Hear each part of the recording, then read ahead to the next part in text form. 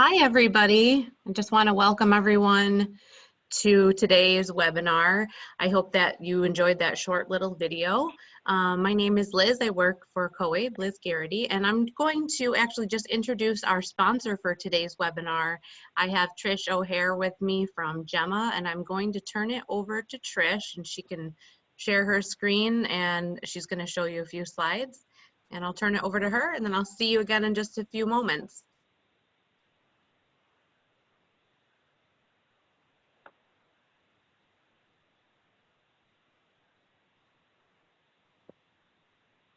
Hi, everybody. Oh, there you go. I'm a nice person, but I'm not very technologically savvy, so you're going to have to bear with me. I want to thank you very much, Liz, for this opportunity. COABE is a very important partnership for us, and it's great to be able to talk to you all today. I just wanted to introduce a little bit of our program and tell you that we are looking forward to seeing all of you again at the National Convention, which was a huge success for us last year. So a little bit about GEMMA Open Door. GEMMA is a 501c3 nonprofit organization created to advance adult and young adult pleasure reading.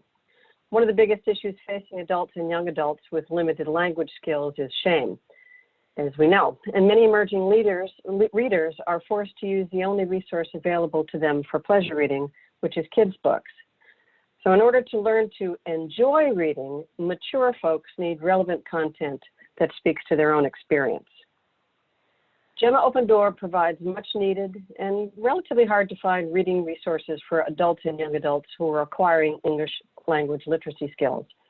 These high interest, low reading level, high-low original stories are built on grown-up themes, and they're created by best-selling authors and important new voices. And all of these are between the 2nd and 6th grade reading level. These authors are folks who really know how to tell a story. People like Kyoko Mori, who is professor at George Mason University and taught nonfiction writing at Harvard as a Briggs Copeland lecturer in creative writing. Our Charles Coe is a poet and novelist and is co-chair of the Boston chapter of the National Writers Union. He was selected by the Associates of the Boston Public Library as a Boston Literary Light. Marta Moretic has been a teacher, a publisher, a journalist, an editor, and a fiction writer. She's written 3 different novels, and she's been awarded artist residencies at Norton Island and Yaddo. Born in Nigeria and raised in California, Marta has lived in London since 1995. And you can see she has 2 books in the series, The Bear Suit and The Possibility of Lions. Meili Chai has been a teacher, a publisher, a journalist, and she's the author of the memoir Hapa Girl, which won a Kiriyama Prize Notable Book Award. She wrote the novel Dragon Chica and the novel, the follow-up, The Tiger Girl, which won an Asian Pacific American Award for Literature. She teaches creative writing and literary translation at USF. Tim Rush teaches graduate and undergraduate courses in literacy, education, and linguistics at the University of Wyoming. Working closely with the tribes of the Wind River Indian Reservation, he's helped develop UW programs for certifying teachers of American Indian children. So as you can see, our most valuable contributor is the writer who, remembering the book that made him or her first fall in love with books, tries to replicate that experience for new readers. And these are some great stories. These are all written, again, between the 2nd and the 6th grade reading level. They are all original, and they are not modified from any other work. The stories will revolve around such themes as families facing the long-term effect of ethnic cleansing. Yeah, we're not always cheerful, but we're honest. Arapaho history and the forced march to Wind River Reservation. Coming of age in a divorced Chinese American family. Life after a season, or a month, or a week as a player in baseball's big league. And one of our newest books, a book about Uber driving. To help teachers, mentors, and readers get the most out of the book experience, we are adding audiobooks to increase fluency, snap reads, which are serial adaptations on popular books written at the 1st grade reading level. So these are on-ramps for the bigger book.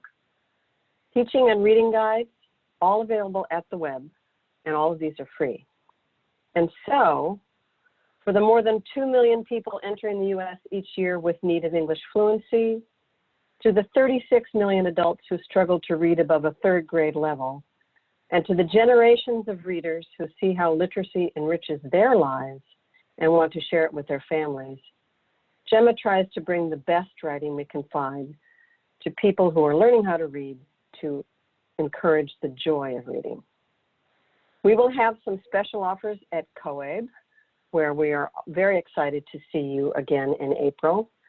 And before that, you can always write to me, Trish at GEMMA Media, where we always have special offers on our new books.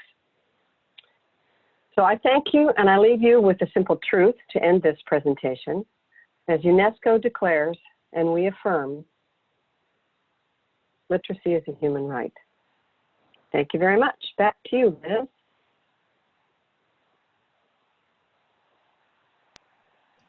All right, thank you so much. That was wonderful. We appreciate you very much. I'm going to introduce today's presenters. We have 4 lovely ladies with us today. Just want to make sure that my screen is sharing. Here we go.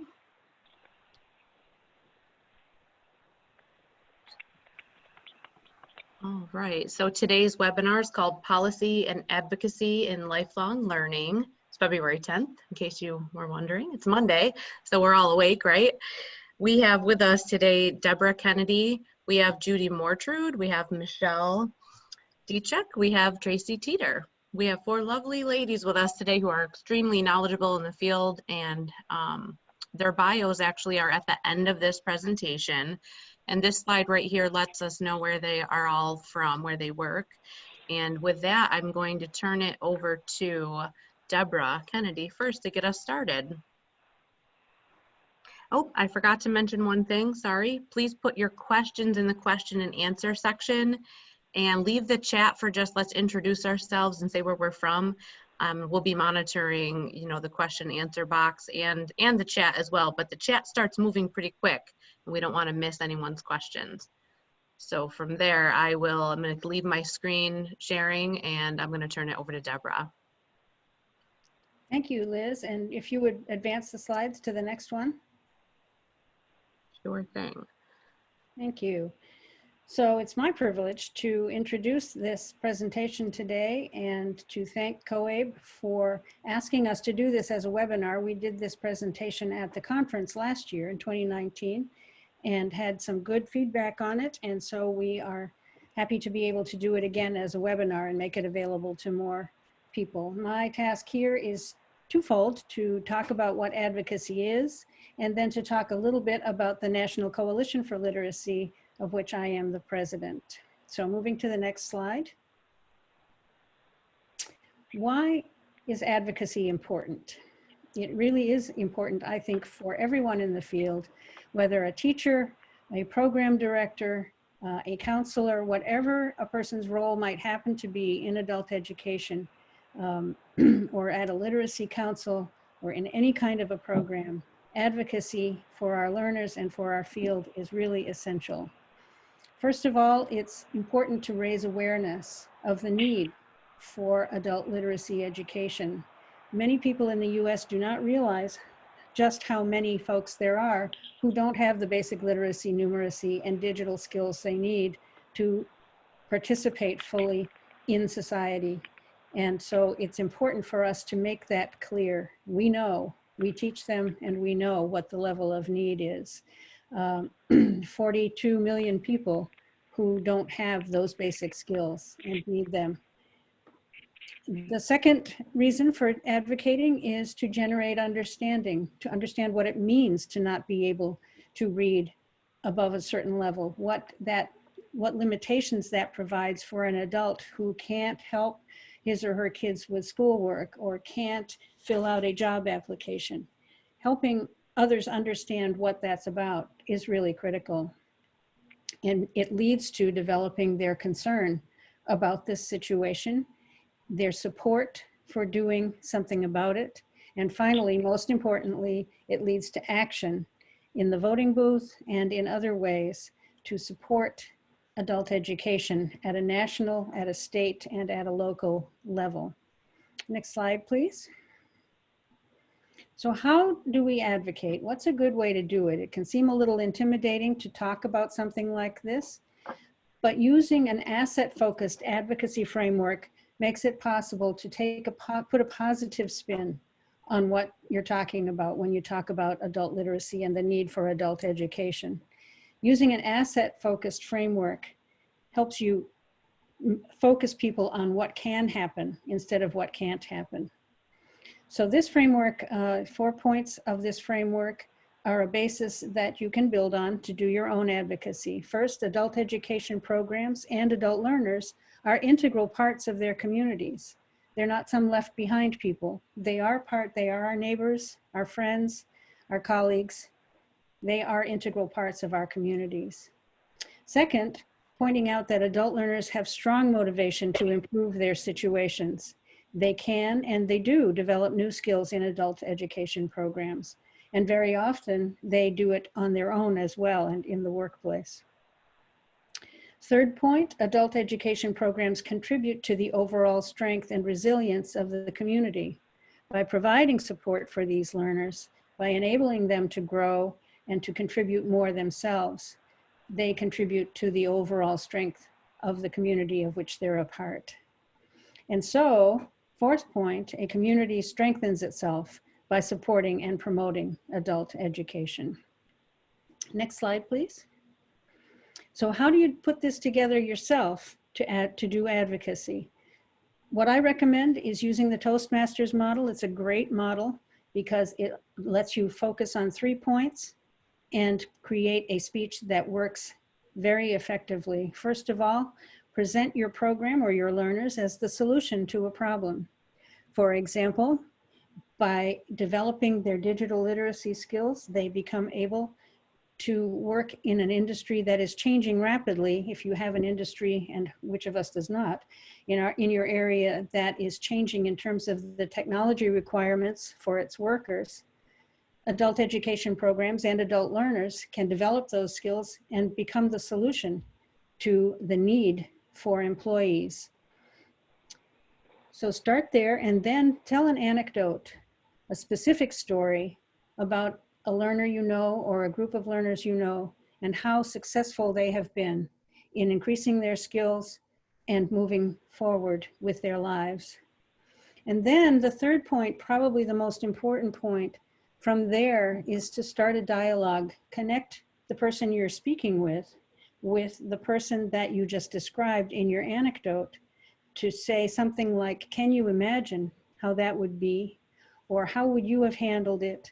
Or something like that, that makes the person that you're speaking with engage and think about how they themselves would become an advocate for adult learners.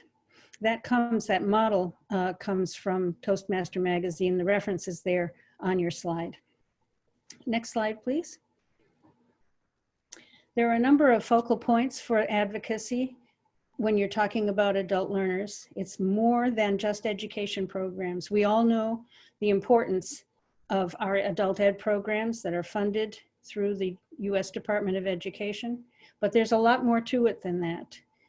Safety net programs that support many of our adult learners, such as SNAP and the Rural Housing Service, the Section 8 voucher program that provides housing, the Bureau of Indian Affairs. There's a tremendous population on reservations and in the Native American population who lack the education skills they need, the educational background they need to hold life-sustaining employment.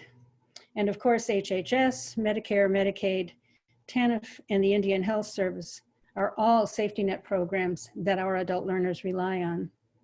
In addition, there are civil rights and consumer protections that the government provides that are essential for adult learners, including the Civil Rights Division, which enforces civil rights and immigrant and employee rights, the Equal Opportunity Commission, and the Federal Trade Commission Bureau of Consumer Protection, which provides information on fraud and scams and how to avoid them, something that adults with limited literacy skills in particular are subject to.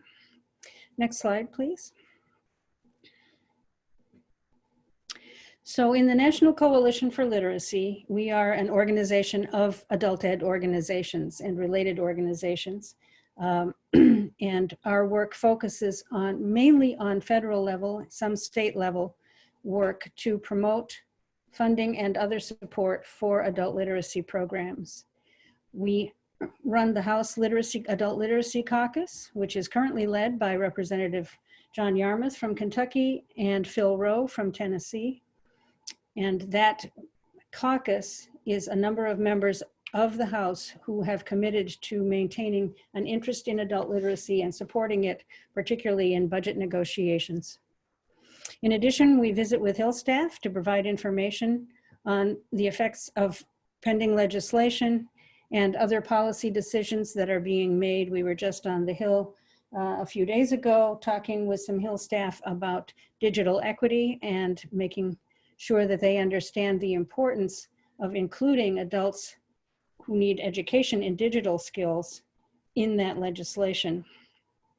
That was Representative Clyburn's staff that we were visiting with. And we also provide and attend Hill briefings. Recently attended one put on by the National Skills Coalition that was very informative. So we're working all the time at the federal level to promote adult education for both native and non-native speakers of English. Next slide, please, Liz. Our state level advocacy focuses mainly on, on funding, federal funding as it flows out to the states, particularly OCTAE and the state directors, but also other forms of funding. And in addition, state level advocacy helps to determine how the federal monies are allocated at the state level to the states, and then what the state match needs to be. Next slide, please.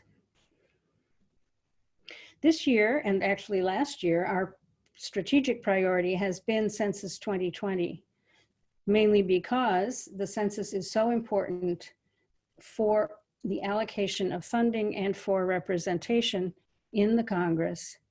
And our learners, our adult learners, are among the hardest to count populations and the ones most at risk of losing support if the census does not have a full and fair and accurate count of the number of adults and children in the United States. Our focus has been on helping adult education practitioners understand why it's important to participate in the census and then share that information with their learners. The census, as you see on the slide, determines a number of different things, including more than $800 million in federal funds being distributed out to states and communities. So it really is critical. We are developing a number of materials. Could I have the next slide, please? Our activities include government-focused activity, partnership with Census Counts, which is an umbrella organization of a lot of different organizations that are working to get the count out, to make sure that the count of hard-to-count populations is as accurate as it can be. We have submitted comments and signed on to amicus briefs when the citizenship question was up in the courts last summer. And we have communicated consistently with Hill staff, both the Senate side and the House side, about census-related concerns. And you can see there the reference, the URL, which you can go to see some of the activities that we've been doing. Next slide, please. And our advocacy toward the field is called the Pledge to be Counted. It's a campaign that encourages, as I said earlier, adult educators to participate in the census themselves and to understand it and share that information with their adult learners so that their adult learners can then in turn participate and take that encouragement out into their communities. We have been providing webinars and conference presentations. We have just initiated a series of blog posts on different aspects of federal funding and as they relate to the census count and how that affects communities directly. We are developing census-focused lesson plans and teaching materials. Many of them are currently posted on the website. There's an online practice form that is coming. It's almost ready. And we have an online resource list as well. So if you go to the URL that you see there, you will see all of that information for teaching about the census to your learners. And my next slide is my turn, my signal to turn it over to Michele Diecuch, who is going to talk about ProLiteracy and the advocacy that they do for adult literacy. Michele. Thanks, Deborah. Hi, everybody. My name is Michele Diecuch. I'm the Senior Director of Programs at ProLiteracy, and I also serve with Deborah on the National Coalition for Literacy. I'm the current Vice President. So if you go to the next slide, Liz. A little bit of background on ProLiteracy, just for those who may not be aware of us. Our mission is changing lives and communities through the power of adult literacy. So we essentially promote adult literacy through content development programs and, of course, advocacy, which I'll be talking about today. And the next slide. To give an idea about our reach, the scope of work that ProLiteracy does, we work both domestically and internationally. Mostly I'll be talking about domestically this afternoon, but we provide support to programs across the United States and worldwide, mostly in the form of professional development in order to help programs best serve learners and serve more learners. The programs we support vary in size and scope and the types of services that they provide to adult learners. And we also have a publishing division, New Readers Press, which produces books and materials, even new digital materials, specifically designed to help adult learners with literacy, high school equivalency preparation, and English language acquisition. Next slide. What is our approach to addressing adult literacy, advancing adult literacy? 3 areas: increasing efficiency and effectiveness of programs. As I mentioned, we do that through a lot of professional development opportunities. We do that in person and online. One of our major professional development sites is Education Network, some of you may know about, and that includes a lot of templates, samples from local programs, and most importantly, online courses on a variety of topics. We increase access for adults in need. We feel like we need to bring the literacy to folks. So adult literacy programs across the United States are not even able to make a dent in the number of people that are seeking services or certainly need services. So we partner with a lot of non-traditional programs such as homeless shelters, domestic violence centers, libraries, and others. And we've been increasingly using technology to try to reach new learners and learners that aren't able to attend traditional classes. And then the third would be increasing awareness and funding. So on behalf of our whole network across the United States, the 1,000-member programs, we advocate on behalf of them and then also provide them with the tools in order to advocate for themselves as well. Next slide, Liz. So we take a little bit of a different approach to advocacy. We advocate for both public and private funding sources. And I'll talk a little bit more about our programs and why we do that. So we have about 1,000-member programs across the United States in all 50 states and in DC. And I have a little breakdown here about 40% of them are publicly funded and 60% receive private sector funding from corporations, foundations, and also private individual donors. And the programs range in annual budget size. The average is about $250,000, but they range from very small community-based organizations, faith-based organizations, up to much larger community college programs, for example, with multi-million-dollar budgets. Next slide. So that's why we kind of take a two-pronged approach to our advocacy and awareness efforts overall. Now, as it relates to federal and state funding, we, of course, as I mentioned, participate in the National Coalition for Literacy. ProLiteracy was actually one of the founding members of the coalition, which we're really proud of. I currently serve as the Vice President along with Judy and Deborah. And so we participate in a lot of initiatives and sign-on letters, visits, briefings in DC along with the coalition, in conjunction with the coalition. And we really feel strongly about the coalition and our work with them because we feel like it's important for all types of organizations, national and regional, and in various reaches through adult literacy to join forces to support or support against legislation that can best help adult learners. We circulate legislative updates to our field and also those are sometimes include general information, but then also some calls to action when needed. We submit public comments and to help influence important legislation. We do this often in times with the National Coalition for Literacy, but also sometimes in addition, just because strength in numbers can help shape some of that legislation that exists to help adult learners. Right here, I have a couple, just to point out really quickly, News for You is a weekly news source written by New Readers Press at a very low level for adult learners. And recently we've produced some special issues that have received a lot of traffic. We're pleasantly surprised. One on the census, of course, we are a partner with NCL in the census count. And then also two different issues on the impeachment trials. And it's information that's written at a lower level, so it's really aimed at trying to help adult learners understand these issues. And next slide. So on the public side and advocating on public funding, we think it's really important because a lot of our programs receive two different types of funding. They receive a portion of funding that might be federal or state WIOA funding, but then they're also supplementing it with additional funding. So we think it's really important as a national organization that it's our responsibility to help raise the issue of adult literacy as much as possible, and making sure that it's more known to the general public, to legislators, to prospective funders. So that's what we do a lot of, and we hope that it reaches both audiences. There's a couple of pictures up on the screen here, but we work to get media placement in multiple platforms. Oftentimes we will get remnant space because we're a nonprofit, so we try to keep those costs really low. We create advocacy toolkits for programs. We conduct an annual survey of our literacy programs in order to gauge the trends in the field.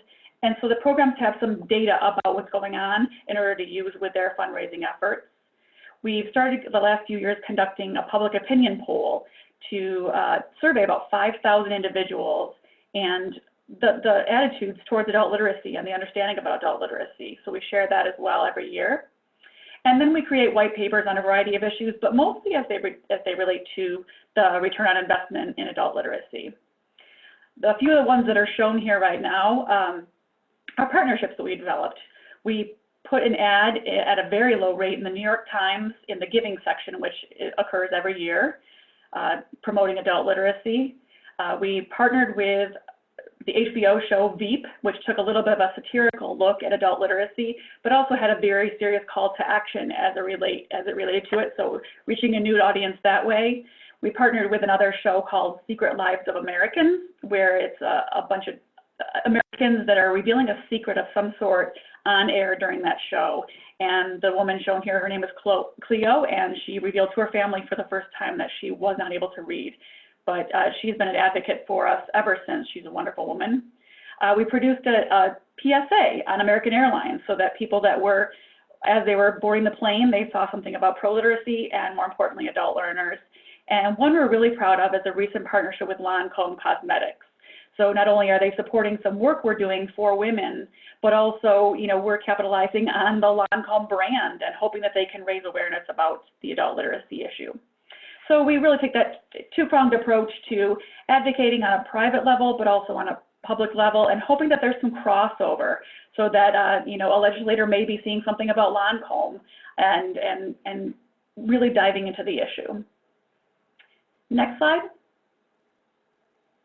One last thing I wanted to mention was that, as many of you are aware, PEAC data that came out several years ago is now coming out with some state and county synthetic estimates. I know the field is really excited to use this because they've been using old state data for many years old, and they need that to appeal to their funders and others in the area, other stakeholders. So that will be released in March. I've tried to get a better date for that, but so far all I've heard is March. And it will be available through an interactive map with American Community Survey data as well. And then in addition to that, ProLiteracy will be developing a toolkit to help programs not only gain access to that data, but then also how to use it, both with public and private funders. So stay tuned, that'll be available and something we'll make available to our field. And that's all for me. So I believe I'm turning it over to Tracy. Thank you, Michelle. It is truly an honor to be a part of this panel with the ladies that I do consider the leaders in our field. So it's a pleasure to be able to be with them and to speak to you all today. My name is Tracy Teater, and I serve as Senior Director of Education Initiatives for the National Center for Families Learning. Previously, before that, I served for 30 years as a volunteer teacher and a program administrator, and I mention that simply to say that through that work, I have come to believe and know that the work we do as a field is some of the most critical work in this country. And in order to do it, we have to, of course, to have funding and awareness to do it. And so advocacy is a central piece of our work at NCFL. Next slide, please. Thank you. So NCFL began 30 years ago, just a little bit about our organization, when our president and founder, Sharon Darling, served as an adult education teacher. And what she found at that time was that when she was working with her learners, she wanted to recognize their role, not just as students, but also as parents. Many of them were parents. And so today we work to eradicate poverty one family at a time through engaging multiple generations together in learning. NCFL firmly and passionately believes that serving learners holistically creates better and stronger and more lasting impact for not just that learner, but the generations to come in that family. Next slide, Liz. Thank you. So what we have done early on in our history is we worked tirelessly to make certain a federal definition for family literacy exists, and then that it is included in multiple types of legislation. We are leaders in family literacy and family learning model programming, and we have expertise in education from early childhood through adult education, or as we like to say here in our office, from the twinkle to the wrinkle. Next slide, Liz. So what we do, we work towards this mission through three main buckets. And where we see our biggest impact, especially as it relates to advocacy, is when all three of these buckets exist within a community. NCFL provides professional learning to school districts, community-based organizations, and libraries around deep family engagement, literacy, early childhood, and adult education. We also provide training and resources, coaching, evaluation, and funding to support place-based family literacy and family learning models. Through the years, we have been able to do this through both private and public funding. Our newest bucket, however, is our community development bucket.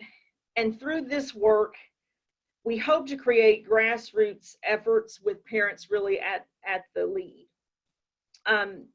In the past, NCFL worked with single organizations, oftentimes within a community. And I think through that work, what we came to realize is that while we impacted two-generation and multi-generation services in an organization, we fell short of impacting it for an entire community.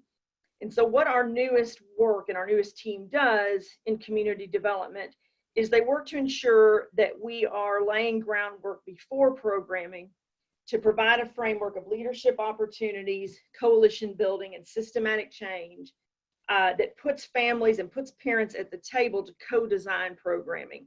And so I'll share what that looks like concretely just a little bit later on. Next slide, Liz. So currently we do this work across 39 states and in 150 communities. And we serve currently as the lead partner in Arizona and Nebraska for the federal statewide Family Engagement Center grants. And we worked for several years on the Hill to ensure not just that family literacy could be a part of those Family Engagement Center grants, but also a priority for funding for those grants. Next slide, please.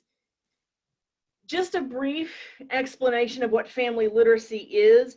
True family literacy is a four-component model that brings together the education of the caregiver with the education of the child, so that both can see better outcomes.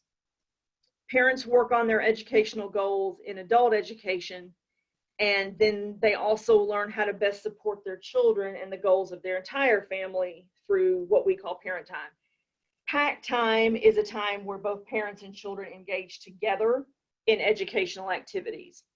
The model is often described as intense because we firmly believe that the intensity of the solution has to match the intensity of the challenge.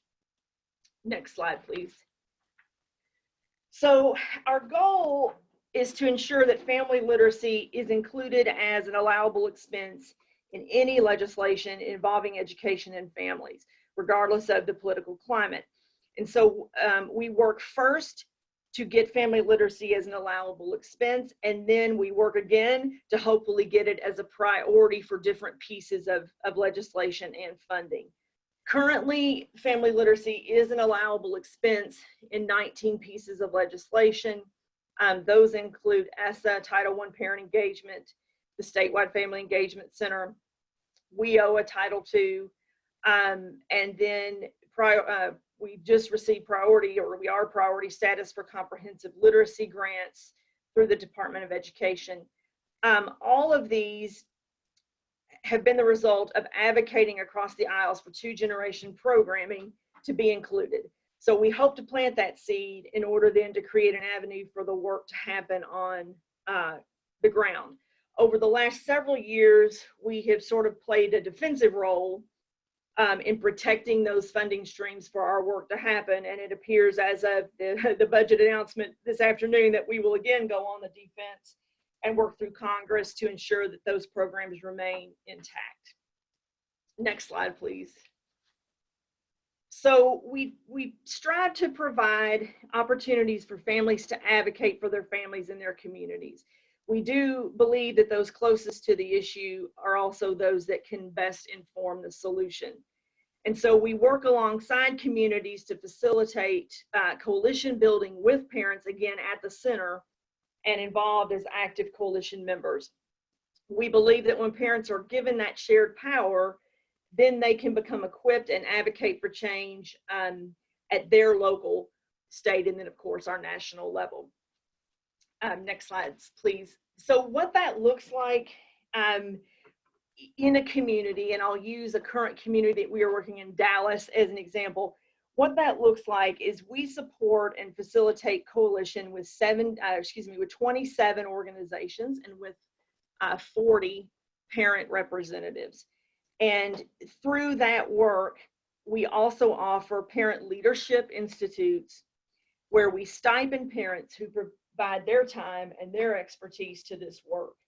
We braid resources to remove barriers and offer childcare, transportation, food, and translation services.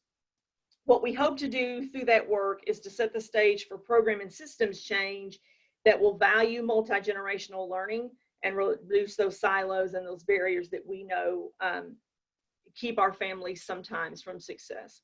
So as part of that parent leadership, we conduct deep family service learning projects that really takes advocacy at the grassroots level. Next slide, please. So family service learning is an intentional process that we use to prepare families to impact community change.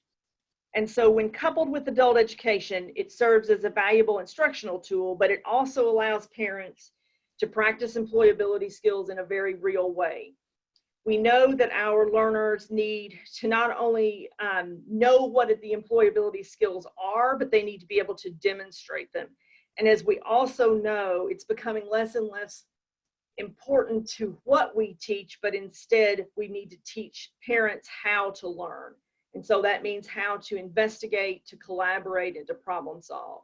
And so these skills they're not concrete, and therefore they can't be taught in a vacuum.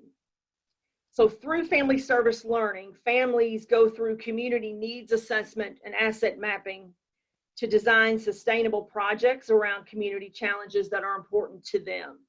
And those can range in Dallas from working to increase police response times in a neighborhood to organizing a community forum for school board candidates.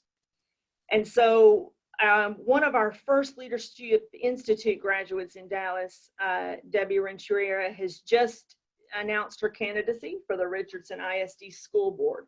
If she wins, she will be the first Latino person to hold this position in the district's 166-year history. So that's the kind of advocacy that we hope we are providing an avenue to happen with our families. And we believe that family service learning provides a framework for that to happen at the community level, again, for those most impacted by those most impacted. Next slide, please. So our future focus continues to be to advocate for inclusion of family literacy and now family learning into legislation that impacts families. And we see those across all of the legislation actually that Deborah talked about at the beginning of this webinar. We have created a family service learning resolution, which again is only a seed. It's only a first step, but it does create a pathway for further action to happen. And it is with these sort of kinds of targeted steps that we feel like help us gain momentum for the work we do. And if I can impart any advice for the field as we think about funding, I would just say that the educational attainment of the caregiver, specifically the mother, continues to be the best predictor of a child's academic success.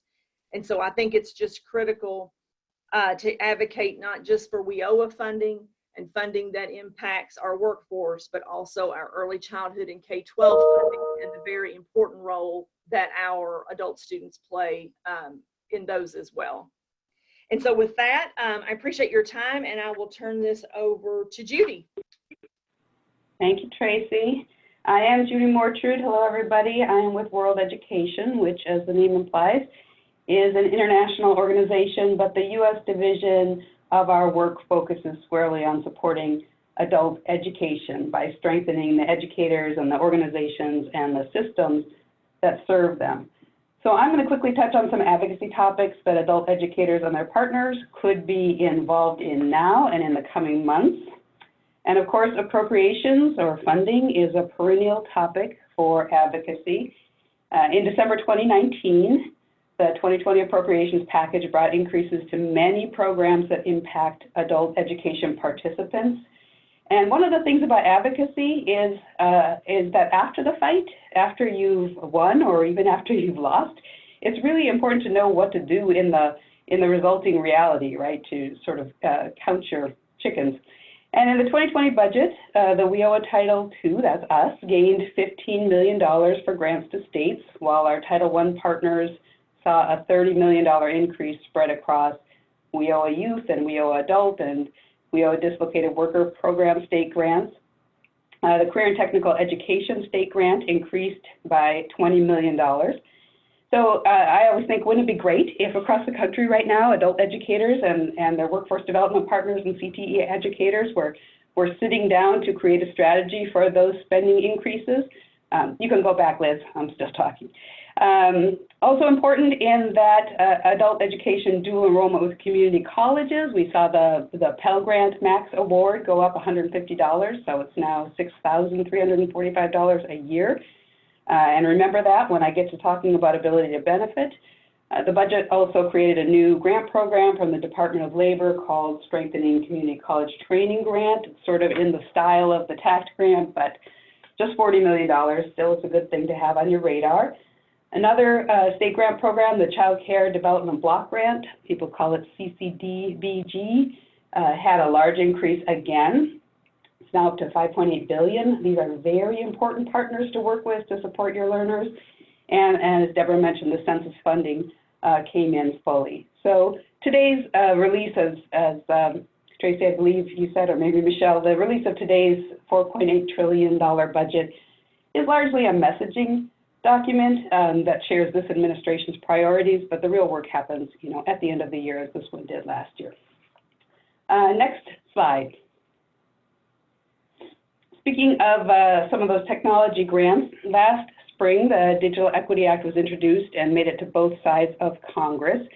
The act we are hearing is now included in a broader House bill that would establish grant programs for doing a number of things, promoting digital equity and supporting digital inclusion activities, and building the capacity for state-led efforts to increase adoption of broadband by their residents. The bill, if it becomes law, would be the first place in law that we would have these two important definitions of digital equity, meaning the goal that all individuals and communities have the information technology capacity needed to fully participate in American society and the economy, and digital inclusion, meaning the activities necessary to ensure that individuals have full access to and use of affordable information and communication technologies, including reliable broadband internet service, internet-enabled devices that meet the individual's needs, access to digital literacy training, and the applications and online content that enable and encourage self-sufficiency, participation, and collaboration. Last week, the National Skills Coalition held a Hill briefing on digital literacy and released two important reports on the digital skills gap in both the healthcare and manufacturing workforces that could be excellent tools in your advocacy. There's just a lot of interest in this area. It's very much part of the future of work conversations that are happening around the country and probably in your community. Next slide. On to a couple of advocacy calls to action that you could be doing right now in your state. States are creating their PERKINS 5 plans. PERKINS 5 is the act whose full name is Strengthening Career and Technical Education for the 21st Century Act. And these are the plans that states will put in place for spending those PERKINS Career Technical Education state grants. PERKINS 5 includes new definitions for special populations, target populations, which now includes low-income adults as a special population. And PERKINS requires spending of state leadership funds to recruit special populations into CTE programs. So adult education can be a great partner in that work. Also of note, the career pathway program model that adult education and of course all of WIOA works under is now included in PERKINS CTE as a description of the services for adults moving into post-secondary. These plans are being built in your state. Perhaps they're on your state education website right now for public comment, and as a member of the public, you can send comments. Usually that's an email asking for attention to adult education career pathways in that strategic plan. Next slide. Speaking of plans, your state's WIOA plan is also currently under development, the 2020 to 2023 plan. It's probably in public comment period now on whichever agency in your state holds the WIOA Title I grant and maybe the Title II grant.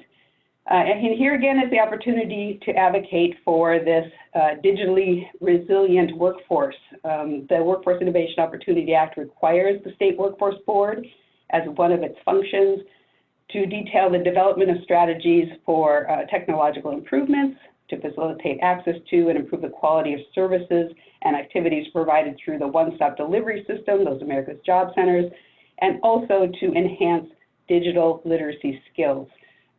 Again, with these future of work conversations happening around the country, we think this is another great place for us to advocate for digital literacy to be a core activity in adult education. Immigrant integration is another big area for advocacy. In the adult ed space, California is kind of leading the way with a policy requiring immigrant integration metrics in their adult education reporting. The Alliance for Language Learners Integration, Education, and Success, or ALLIES, has a report that includes immigrant integration metrics across these three dimensions: social, linguistic, and economic. It's really a great effort that I think might inform a national conversation on immigrant integration metrics as WIOA reauthorization talks begin in earnest. Also on the immigration front, there are a couple of bills to note. The New Deal for New Americans Act, which would establish critical assistance programs for immigrants and refugees to overcome common challenges, such as language barriers and employment attainment, and help in breaking down barriers to naturalization. It's really an aspirational vision for how the United States can become a more welcoming, inclusive society and eliminate roadblocks to citizenship, grow our own prosperity. The Farm Workforce Modernization Act contains provisions related to farm workers who are working without work authorization, about establishing a certified agricultural worker program status and changing the H-2 temporary work program. Someone asked a question earlier about the public charge, and we do know that public charge is going into effect in all states except Illinois right now. And this is public charges when the use of some public benefits will factor negatively in somebody's naturalization process. I think the one important thing for us to message is that education and training are positive factors. And in fact, as people are filling out this new form, this I-944 Declaration for Self-Sufficiency form, adult education programs will need to get ready to help people prove their participation in adult education or higher education or other skill building. The National Skills Coalition has some really good information on that on their website. Next slide. I'm going to mention just a couple things quickly. The pre-apprenticeship conversations that are happening in adult education. This administration has introduced this idea of industry recognized apprenticeship as opposed to or in addition to registered apprenticeship. So as these IRAPs, they're called, as these IRAP efforts are undertaken in your state, I think there's a real need for thinking about how adult education pre-apprenticeships can support adults to these earn and learn opportunities and really do so in a high quality way. Next slide. And finally, if you're not in the ability to benefit conversation, I urge you to get in. There's a webinar tomorrow that Octave is putting on. Last week, the Deputy Assistant Secretary, Casey Sachs, listed 3 Octave priorities for 2020. The first was those Perkins 5 plans. The second was Second Chance Pell, which would allow people experiencing incarceration to utilize Pell Grants for post-secondary education. And the third is ability to benefit, which is essentially a dual enrollment strategy for adult learners between adult basic education and post-secondary CTE. So Octave hosted a 2019 convening here in DC with multiple states and stakeholders. They've been doing roadshows around the country. There will be several ATB presentations at the COAID conference and possibly a toolkit in the works. Next slide. Just can't help but plug co-enrollment advocacy. If you all know me, you know I've been in this career pathway, adult career pathway space for a long time. We have advocated for partnership forever, but the reality is unless your state has a co-enrollment policy across your WIOA core partners and for those low-income adults in CTE, then you don't have the kind of support you need to make a real investment of resources and shared responsibility for serving people in those public systems. So if you're going to ask one question of your state and local areas in their Perkins plans and their WIOA plans, this would be the question I would advocate for you to ask. Do we have a strategy for co-enrollment? All right, next slide. I think I'm good. I made my time. There we are. Deborah, do you want to bring us home? Thank you, Judy. And that was a quick spin through a lot of detailed information. So please take advantage of the fact that COAID will make these slides available by tomorrow, I understand, so that you will be able to have them. Here are our presenter bios in case you want to know more about any of us, maybe more information there than you want. We do have one question in the Q&A that I wanted to answer vocally, which is from David Rosen. He wondered if any of us could talk about successful adult basic skills advocacy at the state or urban levels. He wondered what states or cities are you aware of that have had success in increasing public dollars for adult basic skills. I live in Washington, DC, and I can happily say that Washington, DC is one of the urban areas that has been highly successful in advocating for adult basic skills programming using public dollars. We have a law that allows charter schools to serve adults, that allows a charter school to be exclusively oriented or primarily oriented toward adult learners. And we have a couple of really good examples of that, one of them being NCL member, the Carlos Rosario International Public Charter School. The funding level per pupil in that school is about 10 times what typical adult education program per pupil, per student funding is. It's nationwide, it's typically about $800 a year for per adult learners. And at Rosario, it's more like $8,000 per year. So they have sufficient funding through public dollars to provide not just classes, but wraparound services, including transportation, counseling, job skills orientations, and things. So that's a place where the city of Washington said, yes, this is important to us. Yes, we want to include this in the charter school program here in DC. And we have, the other big adult charter school program in DC is Academy of Hope.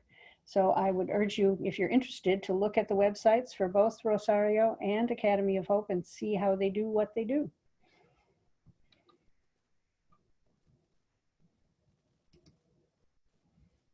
Hey, it looks like there's one more question or a comment from Stacy. Says Southeast Missouri has combined services for AEL and WIOA for youth with workforce development, and it has been very successful. So I think that's more of a comment. Thank you. Wonderful. Very much. Yeah, thanks for sharing. Yeah, so I think that brings us to our conclusion for today's webinar. Everyone, I want to thank you and let you know we'll be available tomorrow on COAB's website. Great. Thank you, everyone. Thank you very much, and we'll see you next time. Thanks, Liz. Thanks, everyone. Bye-bye.